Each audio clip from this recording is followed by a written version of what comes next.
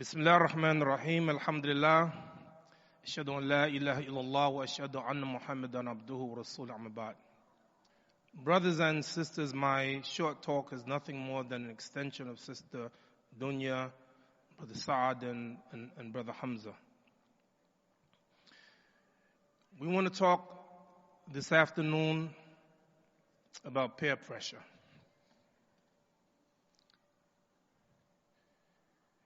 We have in New York City about 1,300,000 Muslims. It's an incredible number. Yet our children are suffering under enormous pressure, peer pressure. 95% of our children go to non-Muslim schools. Most of them in public school. Pressure.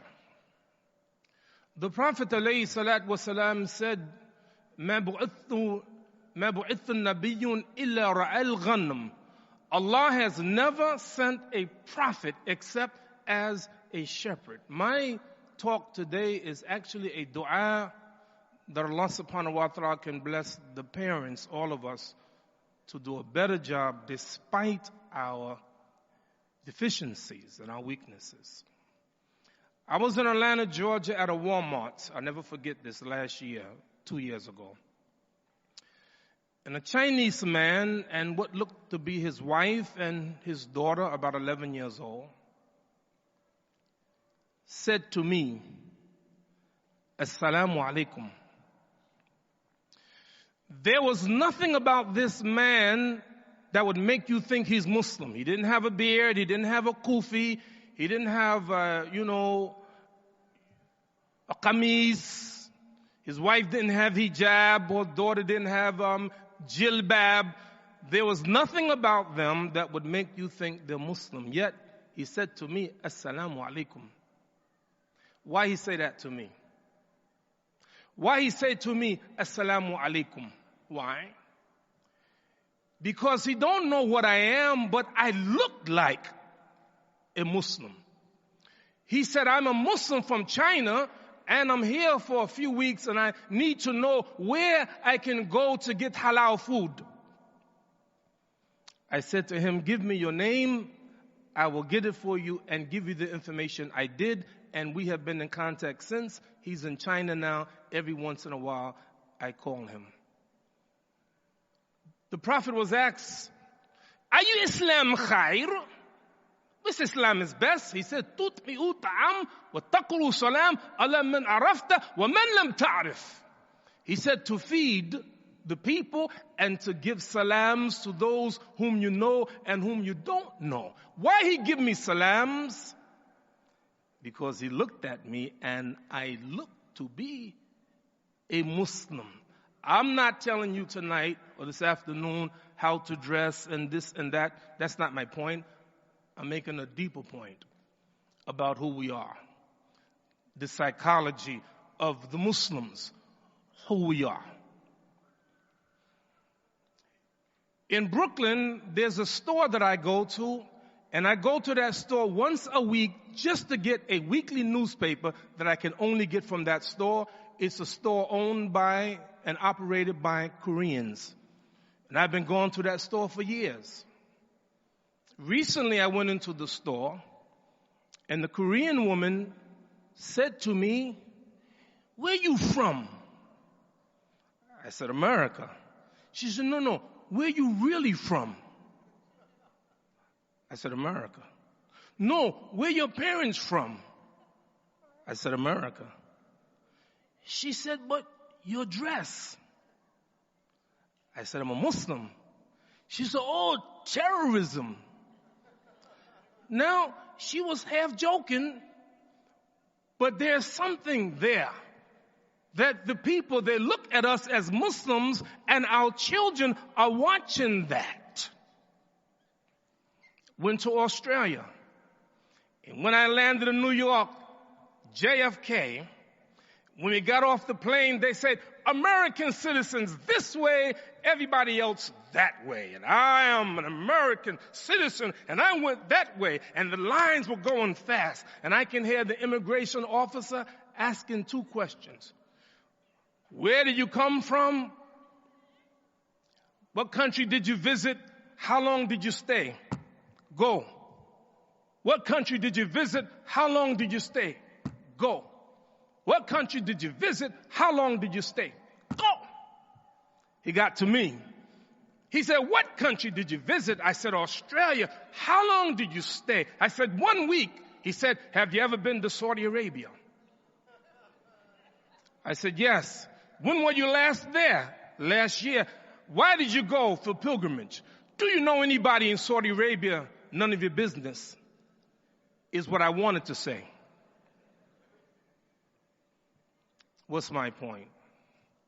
All of these strikes against the Muslims, against Islam, and our children, 95% of them going to non-Muslim schools, are responding this enormous peer pressure.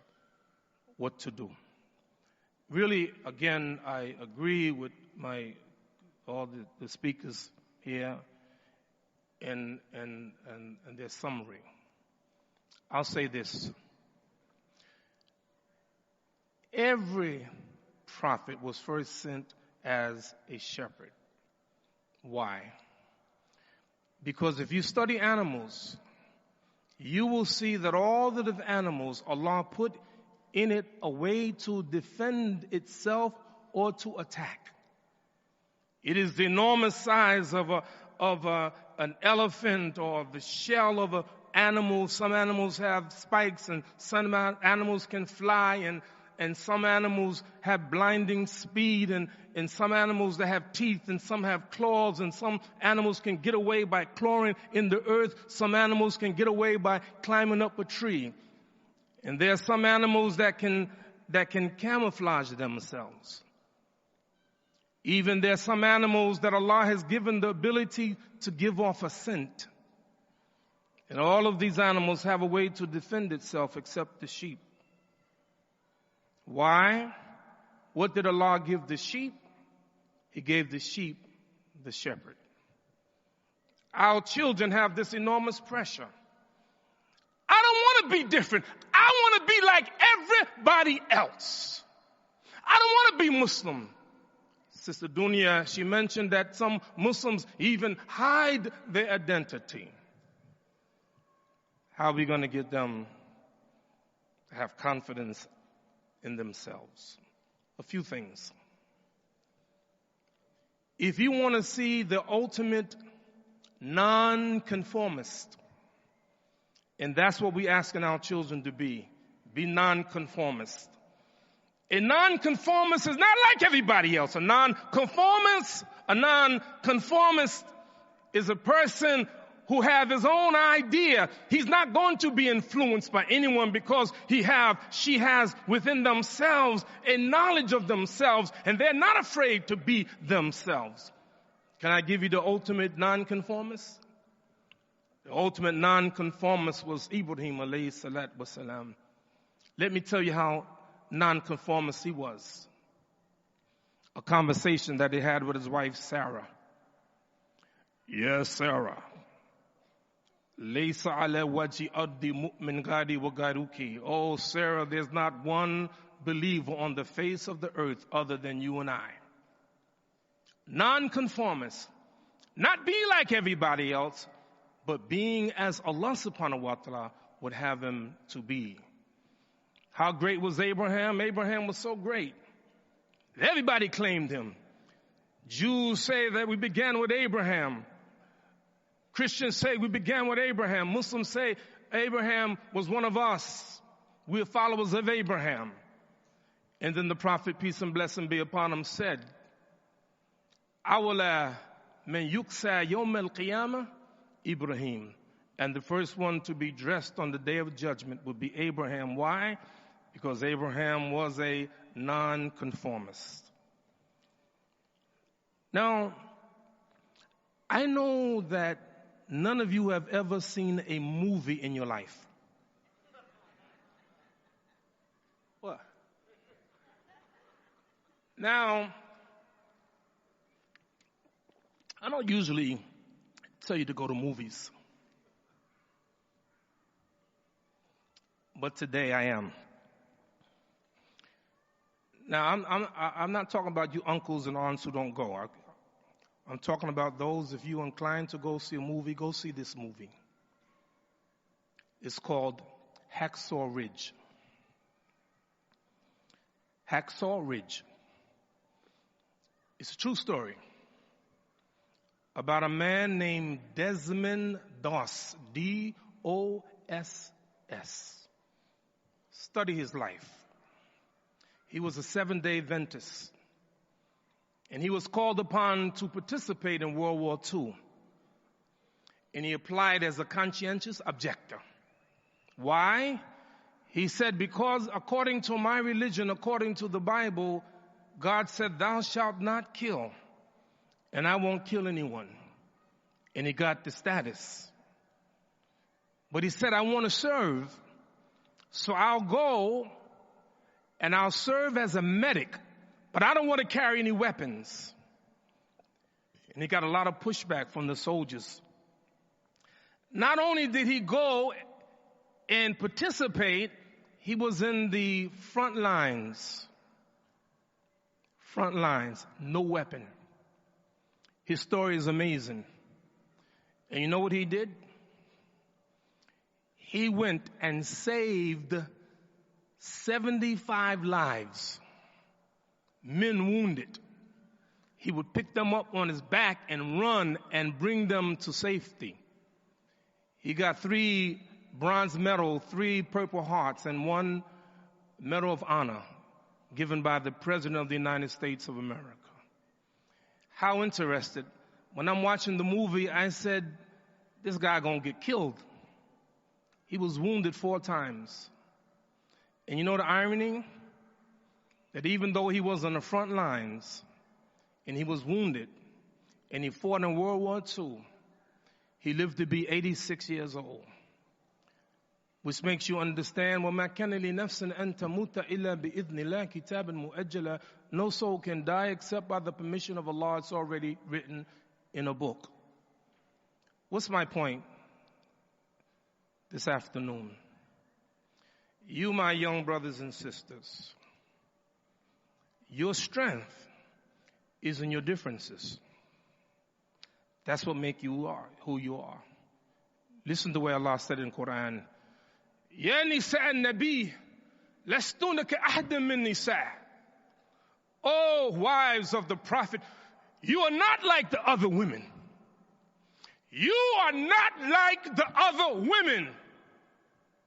You're Muslim. And when Allah made you a Muslim, He made you to obey Him. It is an insult to Allah to tell Allah that I was pressured to do it by my peers is an insult. Let me give you a picture. Fast forward Yawm al-Qiyamah. Yawm al-Qiyamah, my young brothers, all the brothers 21 and under, raise your hand. Okay. All right. You know what? You. How old are you? 15 years old. Incredible. I remember being 15 years old, about 100 years ago. And at that age, you know, everybody would like to be liked, to be popular, to be respected, not to be looked down upon. So everybody, you know, we try to, you know, fit in. But in 1969, as a freshman in New York University, I made a decision to be a Muslim.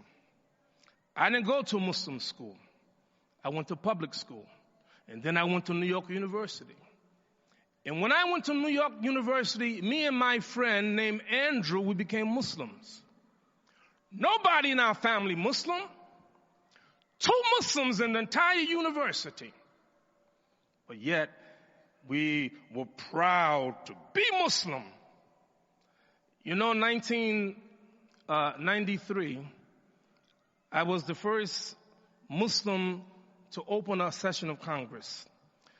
Congress never opens except through a Jewish rabbi or Christian minister. For the first time in the history of our nation, 1993, a Muslim imam opened a session of Congress. And when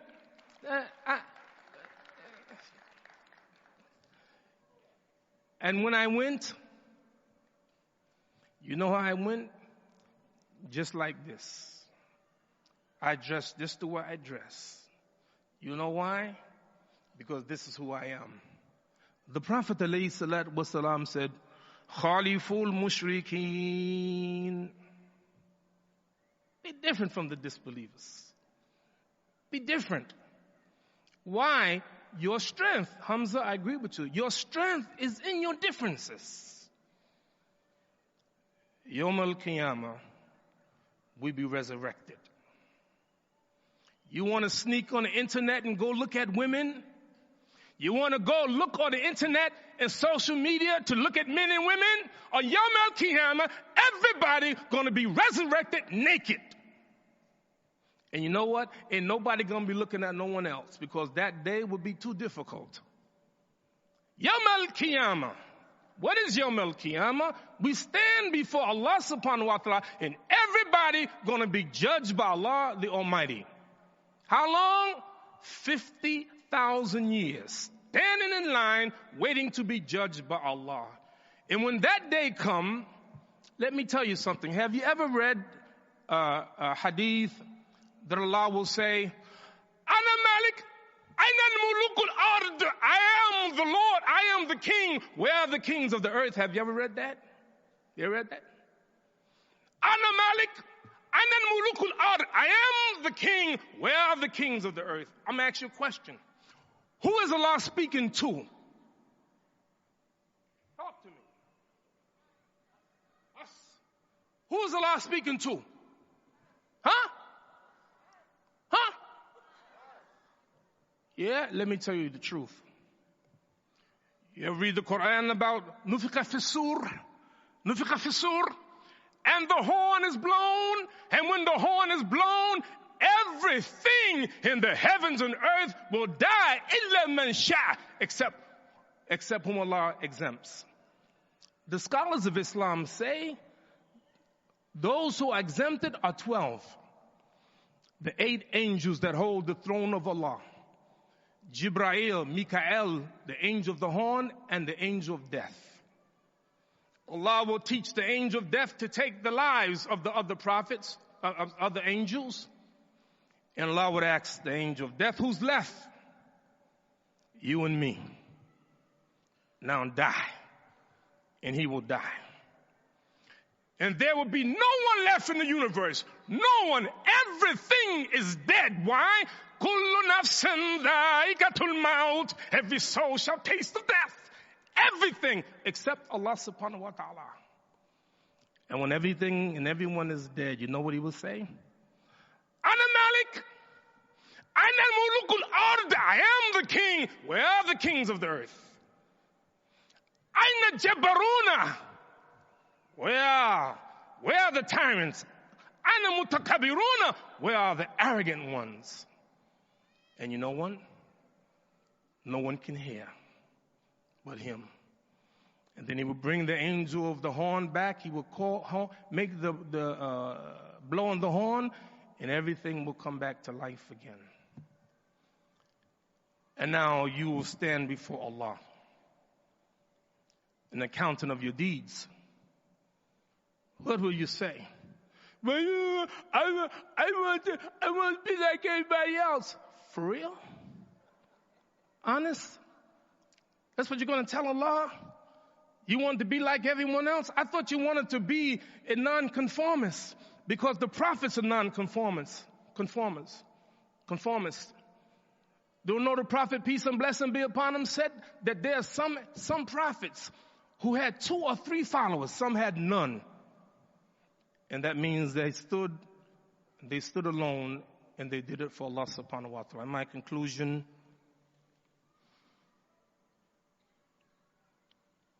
I am so thankful to Allah to be a Muslim. And you got to be careful. You who want to fit in with the crowd, if you study the Quran, وَلَكِنَّ أَكْثَرَ النَّاسِ لَا يُؤْمِنُونَ. The majority of the people, they don't believe. The majority of the people don't understand. The majority of the people ungrateful.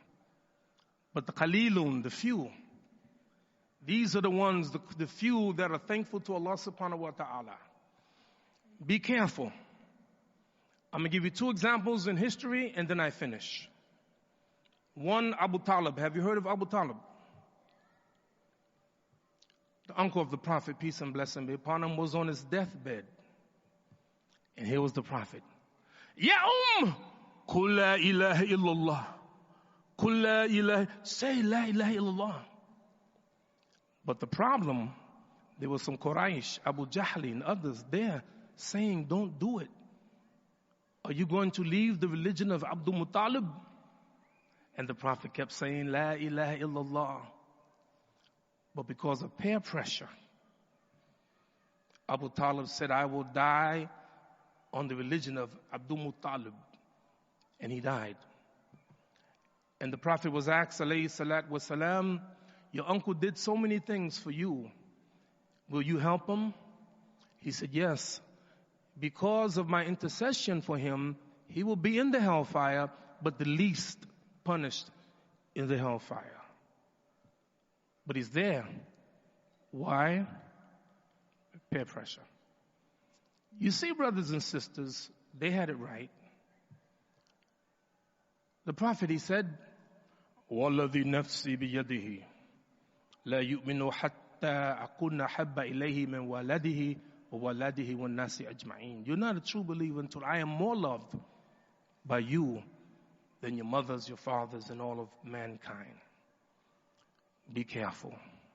The second example, and then we close. To be a non-conformist means that, you know what? I'm sorry. I fear none but Allah. I love Allah and I love His messenger. I'm a Muslim. You know, it's funny now, if you study trends, any of you a New York Mets fan, baseball fan? If you notice now, a lot of the baseball players are wearing beards in a New York Met. On a radio program, someone called in and said, what is this, all these Mets wearing beards? What, are they trying to be Muslims? And by the way, we don't think that a beard make you righteous. If a beard made you righteous, let's go to the park. Let's find a hobo with a beard and say, behold the righteous man. You're not righteous because you have a beard. You're righteous because you're following the sunnah of the Prophet sallallahu alaihi wasallam, and you want to have your Islamic identity. This case, the Prophet alayhi salatu wasalam sent out the Muslims on an expedition and said, you should obey this man. And they went out and he got mad at them. And he said, did the Prophet say obey me? They said yes. He said, build a fire. And they built the fire. And then he said, go into the fire. And they hesitated. And they hesitated so much until the fire went out. And the word got to the Prophet, peace and blessing be upon him. And he said this, 3 variations, I'll give you all 3. One, he said, لَوْ دَخَلُوهَا مَخَرَجُوا مِنْهَا. Had you gone in that fire, you would not have come out. إِنَّمَا الْأَعْمَلُ بِالْمَعْرُوفِ. Because obedience is only toward that which is right. Number 2, لَوْ دَخَلُوهَا مَخَرَجُوا مِنْهَا حَتَّى يَوْمَ الْقِيَامَةِ إِنَّمَا تَعْتُوا فِي الْمَعْرُوفِ. Had you gone in that fire, you would not have come out until the day of judgment. Obedience is only toward that which is right. And the last one I say for last is the scariest. لَوْ دَخَلُوهَا ما خرجوا منها أبدا إنما طاعة في المعروف. Had you gone in that fire, you would never come out, because obedience is only toward that which is right. My young brothers and my young sisters, and the rest of you, our parents, inshallah, we have to do a better job of strengthening you. As all that the speakers have said, I agree. But the main thing, you got to go to Allah yourself. It's you and Allah. It's your faith. And when the faith is deep enough, you don't have no peer pressure, because you are non-conformist. May Allah bless you. Assalamu alaikum.